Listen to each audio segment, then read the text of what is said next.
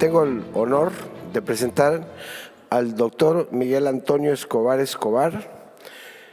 El doctor es hematólogo, es director médico en la Universidad de Texas, en el Centro de Ciencias de la Salud en Houston y profesor del MD Anderson Cancer Center.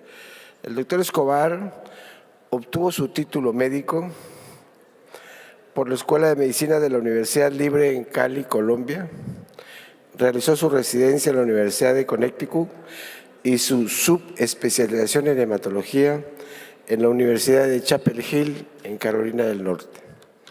Sus líneas de investigación incluyen hemofilia e inhibidores de hemostasia general, trombofilia y tromboembolismo venoso. La plática que hoy nos va a ofrecer el doctor es sobre hemofilia y sus avances terapéuticos. Doctor Miguel Antonio Escobar, por favor. Muchas gracias. Correcto. Primero que todo quiero agradecer a la AME por la invitación. Para mí pues es un placer estar aquí y poder compartir con ustedes un poco acerca de los nuevos cambios que ha habido o que está habiendo en este momento en la hemofilia. Lo que quiero hacer en este tiempo es entonces darle tal vez un resumen en general de lo que ha ido ocurriendo tal vez en los últimos 10 años, que es lo que más hemos visto desde el punto de vista de cambios para el manejo de estos pacientes. Estos son mis conflictos de interés. Entonces, si nos ponemos a mirar en los últimos 40 años, realmente cuáles son los cambios dramáticos o importantes que se han visto en el manejo de la hemofilia. Pues ciertamente en los 80 hubo la clonación de los factores 8 y 9, cuando hubo la epidemia del VIH y la hepatitis, pues se hizo lo que fueron las técnicas ya de tamizaje y de inactivación de patógenos, que ha sido muy importante para la población. Luego entró la tecnología recombinante. Después empezamos ya una profilaxis que ya se ha esparcido por todo el mundo, o por la mayor parte de los países. La tolerancia inmune ahora también es muy utilizada. Se han visto muchísimos diferentes protocolos, pero al final todos terminamos haciendo la terapia inmune estandarizada. Y últimamente, en los últimos 10 años, se podría decir, ha habido un cambio terapéutico muy importante para el manejo de estos pacientes. Empezamos con los factores de larga duración, que ya llevamos varios años utilizándolos.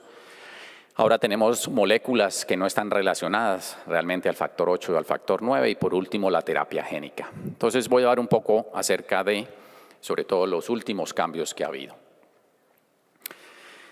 De nuevo, el desarrollo histórico que aquí tenemos, todos hemos utilizado diferentes productos. Todavía estamos utilizando productos de primera, segunda y tercera generación. Aún en Estados Unidos los utilizamos y ciertamente también en países en desarrollo. Como ya mencioné, los factores de larga duración que empezaron a salir en los años 2000 y las últimas moléculas que en este momento una de ellas ya ha sido aprobada y las otras están en estudios clínicos. Y por último, la terapia génica, pues que esperamos de pronto que sea la cura para esta enfermedad. Entonces yo creo que todos, o por lo menos los que tenemos pelo blanco, nos acordamos de cómo era tratar a estos pacientes en aquella época, ¿no es cierto? En los 60 y los 50 realmente los primeros estudios se hicieron en animales, en perros con hemofilia. Una colonia muy interesante y que todavía existe en la Universidad de Carolina del Norte. Ahí es más, se empezó la profilaxis en esos perros en esa época. Y luego ya en los 70, 80, cuando teníamos estos pacientes que se hospitalizaban, los que trataban a estos pacientes pues, utilizaban una cantidad de producto grandísimo, si no era crioprecipitado plasma o productos de origen plasmático, pero los pacientes había que hospitalizarlos por muchísimos días. Luego vino ya el tratamiento domiciliario, que realmente cambió el manejo por completo de la hemofilia. Es lo que se utiliza ahora como estándar, lo que se recomienda por la Federación Mundial, y realmente ha cambiado cómo estos pacientes se manejan. Y a partir del año pasado, pues ya tenemos una terapia completamente diferente, ¿no? Que es una terapia subcutánea, donde los pacientes se administran una vez a la semana, de pronto cada 2 semanas o hasta cada 4 semanas tenemos que esperar los estudios clínicos. Entonces ha habido un cambio bastante dramático de cómo se manejan estos pacientes. Desafortunadamente, pues la mayoría de los pacientes que requieren tratamiento todavía están en países en desarrollo. Por ahí se cree que el 75% de los pacientes tienen muy poco acceso a factor o algunos no tienen todavía acceso a factor. Yo estoy hablando de países como África, Asia, India, donde todavía existen muchos pacientes que no tienen un tratamiento adecuado. Entonces, lo ideal es de pronto poder llegar a que haya una dispersión, ¿no?, de la utilización de productos, cualquier producto que sea, mientras sea seguro y ciertamente efectivo para estos países. Entonces, ¿cuáles son los dilemas en este momento del manejo de la hemofilia? Pues ya mencioné la disponibilidad del tratamiento. La profilaxis yo creo que ya está muy bien descrita, ya tenemos suficientes estudios donde demuestran por lo menos que la profilaxis primaria es efectiva. Cuando se empieza a una temprana edad, se previene la enfermedad articular. La prevención y la predicción de inhibidores, yo creo que todavía nos falta mucho. Conocemos mucho los inhibidores porque desde que se empezó a utilizar factor 8 se están desarrollando los inhibidores, pero desafortunadamente no sabemos mucho desde el punto de vista inmunológico, tal vez de predicción, de cómo manejar a estos pacientes o cómo prevenir los inhibidores. El tratamiento de los inhibidores, pues hemos tenido los agentes bypass por muchísimo tiempo, desafortunadamente no son 100% efectivos, pero ahora de pronto tenemos nuevas moléculas que pudieran llegar a utilizarse para estos pacientes con inhibidores. Y definitivamente la artropatía, pues cuando no se utiliza el factor. Ahora, desde el punto de vista de estrategias terapéuticas, ya sabemos que los productos que se están utilizando hoy en día son seguros. Tuvimos esa epidemia, entraron nuevas tecnologías y por lo menos los productos que han sido aprobados por la FDA son productos completamente seguros. En Estados Unidos no ha habido una transmisión de un patógeno desde 1985 tal vez y se hace un seguimiento desde esa época de todos los pacientes de Estados Unidos.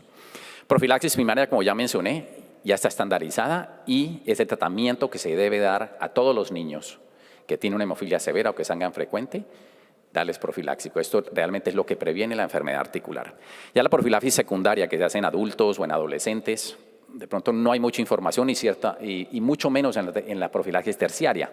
No tenemos estudios prospectivos de pronto a largo plazo que nos indiquen de que una profilaxis terciaria pueda llegar a prevenir. Pero en este momento es todavía lo que se recomienda, ¿no? Sobre todo un paciente severo, se recomienda dar una profilaxis de pronto de por vida. Se pueden hacer modificaciones a esa profilaxis dependiendo ciertamente de sus articulaciones y de el estatus, ¿no?, de la actividad que tenga ese individuo. Ahora, ¿cuáles son las barreras que existen en el tratamiento de la hemofilia? Pues siempre ha habido la barrera de que es un tratamiento endovenoso. No es un tratamiento fácil, esto es una enfermedad crónica. Como cualquier otra enfermedad crónica, pues uno de los problemas que tenemos es adherencia. Y si es un producto que hay que administrarlo endovenoso, pues la adherencia puede llegar a ser mucho menor. Por muchísimos años hemos tenido factores lo podemos llamar duración corta o factores 8-9 estándar.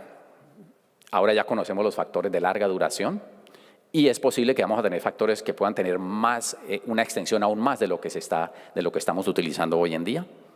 A pesar de esto, todavía tenemos pacientes que sangran, a pesar de estar haciendo una profilaxis adecuada.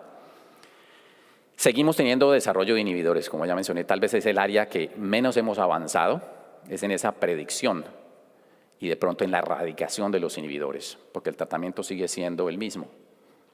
Agentes bypass, de pronto ahora con las nuevas moléculas, pero realmente la predicción de esos inhibidores es un poco complicada.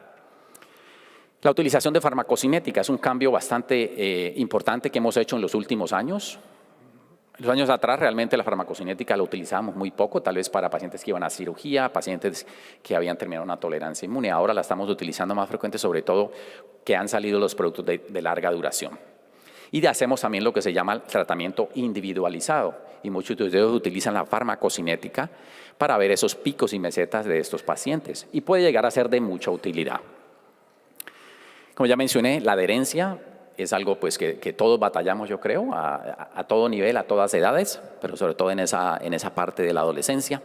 El costo todavía sigue siendo un problema serio, sobre todo pues, en los países desarrollados. Y lo importante es el seguimiento a largo plazo. sobre todo de estas nuevas moléculas que están apareciendo en el mercado. Tenemos que tener unos registros muy estrictos para ver sobre todo la seguridad de estas moléculas. Entonces, ¿qué es lo que la visión que yo tengo de pronto para hasta el año 2022? Aquí vemos, por ejemplo, para aquellos pacientes con hemofilia A sin inhibidores, y vemos que puede tener todo un panorama muy interesante, sobre todo porque algunas de estas moléculas que están en estudios clínicos o que han salido pueden tener muchos usos que todavía pues realmente no los conocemos. Y además de eso, pues tenemos también la terapia génica posiblemente en un futuro.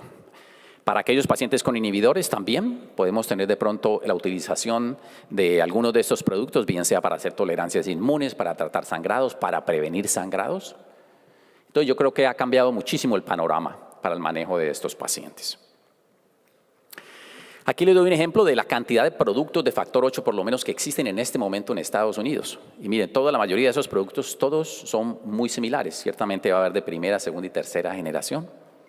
Y tenemos ahora 3 productos de vida media extendida y uno que va a salir muy pronto, que es el último que vemos ahí. También parece que ya ha sido aprobado y va a salir al mercado pronto. Entonces, vemos el cambio que tenemos. Desde el punto de vista de factor 9, utilizamos el factor 9 recombinante por muchísimos años, teníamos un solo producto. Ahora tenemos 3 diferentes productos recombinantes y tenemos 3 que han sido aprobados también de vida media extendida. Entonces voy a hablar un poco acerca de estos productos de vida media extendida. Yo creo que algunos de ustedes de pronto ya tienen experiencia en la utilización de estos productos. ¿Cuáles son las estrategias para extender la vida media? Pues tenemos